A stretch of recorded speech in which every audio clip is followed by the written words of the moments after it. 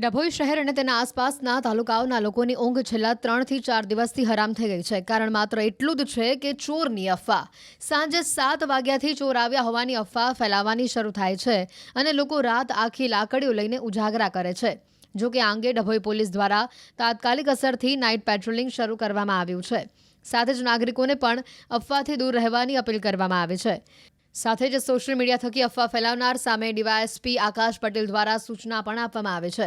દ્રશ્યમાં જોઈ શકાય છે કે રાતનો સમય છે અને રસ્તાની બંને બાજુએ સ્થાનિક યુવાનોની મોટી સંખ્યામાં જમાવડું જોવા મળી રહ્યું છે. અફવા વચ્ચે નવાઈની બાબત એ છે કે છેલ્લા 3 થી 4 દિવસથી ડભોઈ શહેરમાં ચોરીની એક પણ ઘટના બની નથી. છેલ્લા 3-4 દિવસથી ડભોઈ પોલીસ સ્ટેશનના આજુબાજુના ગામડાઓ અને સંખેડા પોલીસ સ્ટેશનની બોર્ડરના ગામડાઓમાં એક લોક અફવા ફેલાવે છે કે ભાઈ ચોર આવે છે, રાત્રે માણસો ભેગા થાય છે, ચંડીબનિયનધારી માણસો આવે છે. પરંતુ પોલીસનું હાલ પેટ્રોલિંગ ચાલુ છે.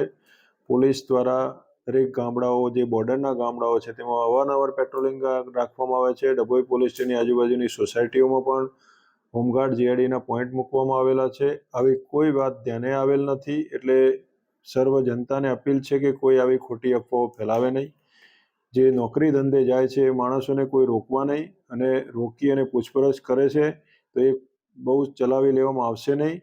આવી ખોટી અફવાઓ ફેલાવી નહીં, કારણ કે આના કારણે કોઈને તમે મારશો અને એવી કોઈ ઘટના બનશે તો એના વિરુદ્ધ કાયદેસરની કાર્યવાહી કરવામાં આવશે. ડભોઈ શહેર અને તેના આસપાસના તાલુકાઓના લોકોની ઊંઘ છેલ્લા 3 થી 4 દિવસથી હરામ થઈ ગઈ છે. કારણ માત્ર એટલું જ છે કે ચોરની અફવા. સાંજે 7 વાગ્યાથી ચોર આવ્યા હોવાની અફવા ફેલાવાની શરૂ થાય છે અને લોકો રાત આખી લાકડીઓ લઈને ઉજાગરા કરે છે. જો કે આ અંગે ડભોઈ પોલીસ દ્વારા તાત્કાલિક અસરથી નાઇટ પેટ્રોલિંગ શરૂ કરવામાં આવ્યું છે. સાથે જ નાગરિકોને પણ અફવાથી દૂર રહેવાની અપીલ કરવામાં આવી છે.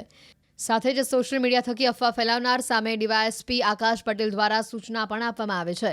દ્રશ્યમાં જોઈ શકાય છે કે રાતનો સમય છે અને રસ્તાની બંને બાજુએ સ્થાનિક યુવાનોની મોટી સંખ્યામાં જમાવડું જોવા મળી રહ્યું છે. અફવા વચ્ચે નવાઈની બાબત એ છે કે છેલ્લા 3 થી 4 દિવસથી ડભોઈ શહેરમાં ચોરીની એક પણ ઘટના બની નથી.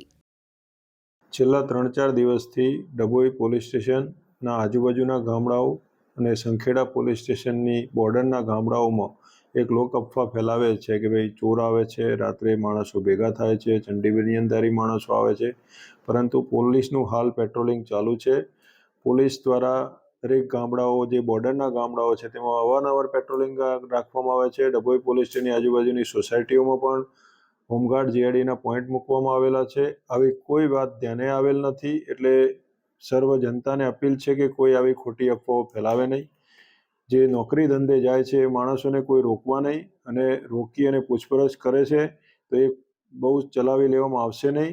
આવી ખોટી અફવાઓ ફેલાવી નહીં, કારણ કે આના કારણે કોઈને તમે મારશો અને એવી કોઈ ઘટના બનશે તો એના વિરુદ્ધ કાયદેસરની કાર્યવાહી કરવામાં આવશે.